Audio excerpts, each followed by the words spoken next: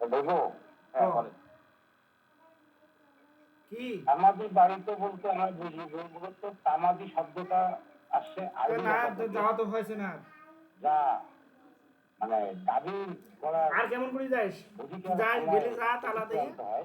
জানাজা করিয়ে চলিয়ে আর তামাদি বাড়িতে বলতে বোঝাচ্ছে মশলে যেমন কথা কও।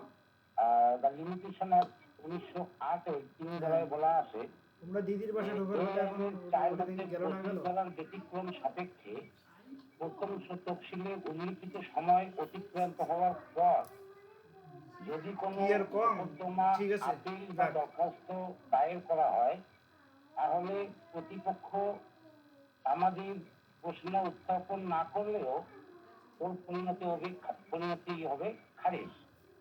এটা আদালতের হ্যাঁ এটা আদালতের বাধ্যতামূলক ক্ষমতা। যেহেতু এই নির্ধারিত সময় অতিক্রান্ত হওয়ার পর মূল মোকদ্দমা আপিল এবং দরখাস্ত দাখিল বাড়িত হয়ে যায়, তাই এই বাড়িতে হওয়ার সময়কে বলা হয় তামাদিতে বাড়িত।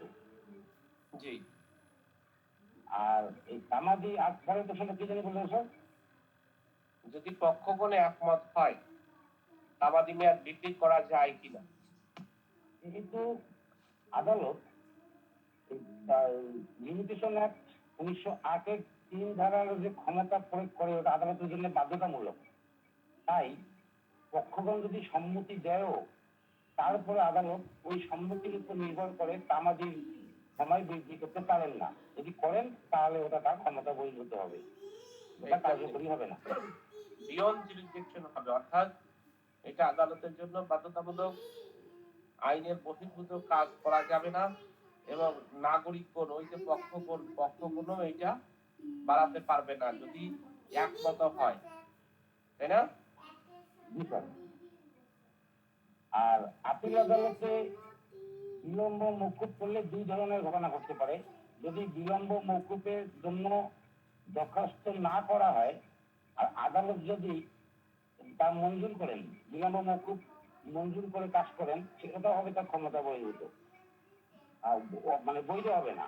আর যদি বিলম্ব মৌকুফের আবেদন পাওয়ার পর যথাযথ মানে কারণ উল্লেখ সাপেক্ষে আদালত যদি ওই বিলম্ব মৌকুফের দরখাস্ত মঞ্জুর করে কোনো আদেশ দেন, তাহলে ওই আদেশটা অবৈধ হবে না এবং ওর ফলে কোনো যে ডিগ্রি দেওয়া হয় সেটা অকার্যকর হবে না, তাতে বৈধ হবে। আপিল আদালতে সেগুলো মঞ্জুর করে থাকেন।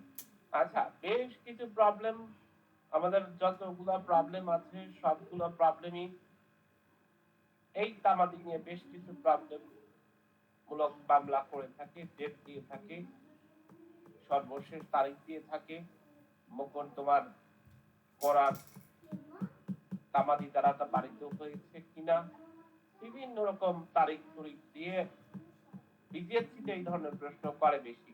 তবে এই প্রশ্ন আমাদের 2020-এ একটা করেছিল। দিওয়ানি মোকদ্দমা দায়ের করার জন্য নির্ধারিত তামাদি মেয়াদ শেষ হয় 14 তারিখে। 15 তারিখে আদালত খোলা ছিল, বিচারক ওই দিন ছুটি চেয়েছিল। 15 তারিখে আবার বাদীর পিতা মৃত্যুবরণ করে। তাহলে এই যে 13 তারিখ বা 14 তারিখে সাপ্তাহিক ছুটি ছিল, 16 তারিখে ঘোষিত বিশেষ ছুটি ছিল, 12-17 তারিখে 12 তারিখ এবং কর্মদিবস ছিল। সেক্ষেত্রে মোকদ্দমা দায়েরের সর্বশেষ তারিখ নির্ধারণ করুন, এরকম আমাদের কাছে একটা প্রশ্ন আসে। এই প্রশ্নের সব তারিখটা হবে যেদিন ওনার বাবা মারা গেল, 15 তারিখ হবে। ওই দিনে আদালতটা ছিল, মানে বিচারক ছিল না, কিন্তু আদালত তো খোলা ছিল। হ্যাঁ, বিচারক থাকা মানে বিচারক সিভিল মামলাতে যেহেতু মোকদ্দমাটা দিওয়ানি মোকদ্দমা সিভিল মামলা দায়ের করার ক্ষেত্রে বিচারকের কোনো প্রয়োজন হয় না। আদালত যেহেতু ছিল, আদালতে উপস্থিত হয়ে সেরেস্তায় মোকদ্দমাটা দায়ের করার কথা ছিল, কিন্তু উনি দায়ের করেন নাই। উনি কল দেখাইতেন হচ্ছে বিচারক ছুটিতে ছিল। এইটাকে আরেকটা শব্দ, খুব সুন্দর শব্দ আছে, এই সুন্দর শব্দ হলো, ধরেন বিচারক ছুটিতে কার্যক্রম হচ্ছে না, কিন্তু আপনি গিয়েছেন কিনা, আপনার মামলা করতে কি গিয়েছিলেন, এরকম প্রশ্ন পড়ে থাকে। যেহেতু ওই দিন খোলা ছিল বলছেন, তাহলে আমাদের মেয়াদ ছিল কিন্তু আমাদের 15 তারিখ। এই যে প্রবলেমেটিক প্রশ্নগুলো কি আপনারা সবাই দেখেছেন? হৃদয় দেখছিলেন এই প্রবলেমেটিক প্রশ্নগুলো? এই যে মোটামুটি তারিখের ব্যাপার স্যাপারগুলো স্যার খুব একটা বেশি দেখা আমি তবে দেখছি শুধু দেখা হয়েছে স্যার। আমাদের আইনের সকল দেখা হয়েছে।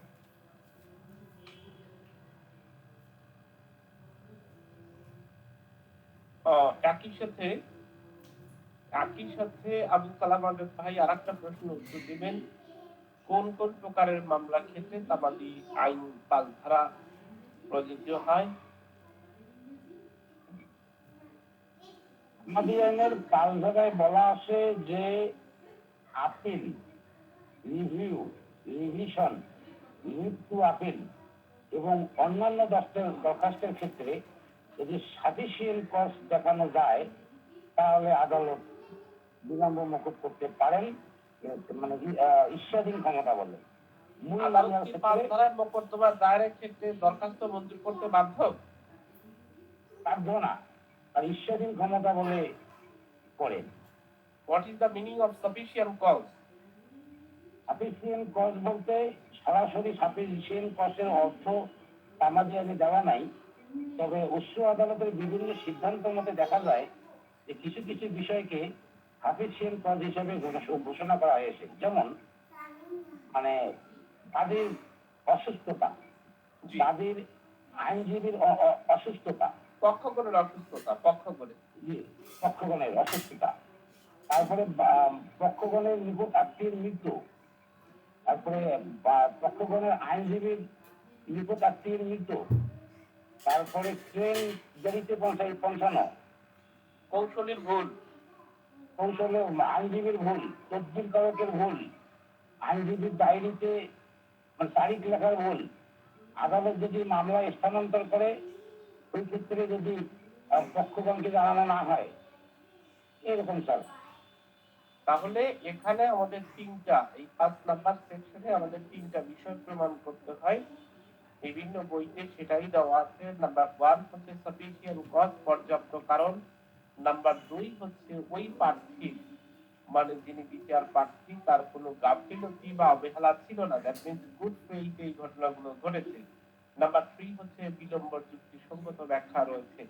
এই তিনটা কারণের উপরে ভিত্তি করে কোর্ট কিন্তু 5 ধারায় মওকুফ করে থাকে। তাহলে আপনি এই তিনটা শব্দকে সুন্দরভাবে আপনি লিখে রাখতে পারেন, বা এই তিনটা শব্দের উপরে বেস করে 5 নাম্বার সেকশন লিখতে হবে আপনাকে। आंसर 5 নাম্বার করতে হচ্ছে, মোটামুটি আপনারা ধরে রাখেন আপনাদের এই বার কাউন্সিল পরীক্ষায় 5 নাম্বার কোশ্চেন লিখতে হচ্ছে, মোটামুটি প্রিপারেশন নিতে থাকে যে সাফিসিয়েন্ট কজ কি, কোনটা কারণে হয়, কোনগুলো কারণে হয় না, বা একটা দরখাস্ত 5 নাম্বার সেকশনে কিভাবে দরখাস্ত লিখতে হয় সেটা মোটামুটি আপনাকে নিশ্চিত থাকতে হচ্ছে যে এই প্রশ্নটা লেখার সম্ভাবনা খুবই বেশি। একেবারে হটকেক যদি আমি বলি, বিশেষ আইনের ক্ষেত্রে বা অর্থনীতি আইন, যে সমস্ত অর্থনীতি আইন তিনি এর তামাদি আইনের বিধান প্রয়োজন নাই কেন, এই সমস্ত আইন তামাদি আপনি কিভাবে প্রতিকার পাবেন, এই প্রশ্নটাও আপনিই বলেন। তামাদি আইনের মানে বিশেষ আইনে তামাদির মেয়াদ আলাদাভাবে দেওয়া থাকে, সেই কারণে বিশেষ আইনে তামাদি আইন কার্যকরী হয় না। তবে প্রয়োজনীয় ক্ষেত্রে তামাদি আইনের 4 ধারা, 9 থেকে 18 ধারা এবং 22 ধারা যতটুকু প্রয়োজন ততটুকু প্রয়োগ করতে পারেন।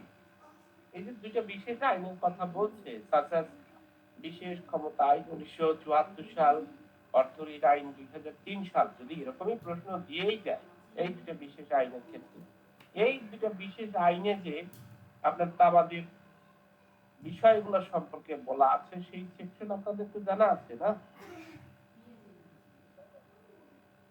কোন স্যার 29 ধারায় যে স্যার ও যে না, এটা 29 ধারাতে তো আছে। জি আর স্যার, একটা অর্থ ঋণ আইন আর একটা হচ্ছে ওই যে নারী শিশু ট্রাইব্যুনাল। আর যেটাই হোক, বিশেষ দুটো আইনে বা একটা আইনের পক্ষে আপনাকে উদাহরণ মনে রাখতে হবে। যেমন অর্থনীতি আইনে মানে মামলা দায়ের করার ব্যাপারে কতদিনের মধ্যে দায়ের করতে হবে সেই ব্যাপারে আমাদেরকে কিন্তু সুস্পষ্ট নির্দেশনা দেওয়া আছে। ঠিক একইভাবে বিশেষ ক্ষমতা আইনের ৩০ ধারাতে এই যে ট্রাইব্যুনালের আদেশ, তারপরে রায় বা দণ্ডাদেশের বিরুদ্ধে আপনি ৩০ দিনের মধ্যে হাইকোর্টে আপিল করতে পারবেন। ওই আইনগুলোতে স্পষ্টভাবে ৪১ নম্বর সেকশনে অর্থঋণ আইনের আদেশ, রায় বা ডিগ্রির ক্ষেত্রে সংক্ষুব্ধ হলে ৩০ দিনের মধ্যে আমাদেরকে কি করতে হবে? আপিল করতে হবে। ৫০ লাখ টাকার নিচে হলে জেলা জজের কাছে ৫০ লাখ টাকার উপরে হলে আমাদের হাইকোর্ট ডিভিশনে কি করতে হয়? আপিল করতে হয়। এই যে দুটো উদাহরণ আপনাকে বলে দিতে হবে, কারণ ওই আইনগুলোতে আপিলের বিধান, আপিলের সময়সীমা স্পষ্ট করে বলা আছে।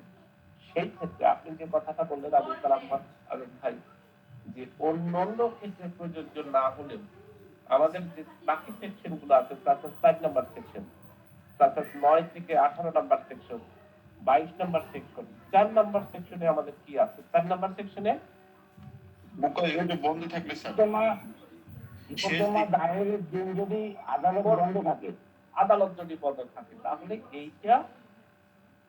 এইটা যেখানেই হোক না কেন, যে বিশেষ আইনেই হোক না কেন, আদালত যদি বন্ধ থাকে, যেই দিন প্রথম খুলবে সেই দিনই আমাদের মোকদ্দমাটা দায়ের করতে হবে। হ্যাঁ,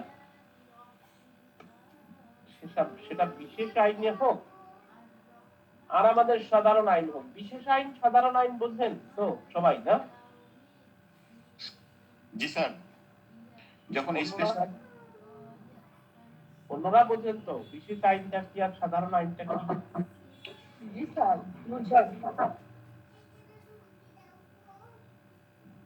বলেন তো জগবন্ধু দাস, কি বলছেন? বিশেষ আইনগুলো কি আর সাধারণ আইনগুলো কি? স্যার বিশেষ আইনগুলো হলো স্পেশাল ল, যেগুলো স্যার ওই যে নারী শিশু নির্যাতন দমন আইন, তারপরে অর্থ ঋণ আইন, এগুলো তো স্যার মানে সময়ে সময়ে বিভিন্ন সময় যখন ওই সময় অনুযায়ী উপযুক্ত কোনো আদালত আইন তৈরি করা হয়, তখন সেই আইনগুলোকে আমাদের বিশেষ আইন বলা হয়।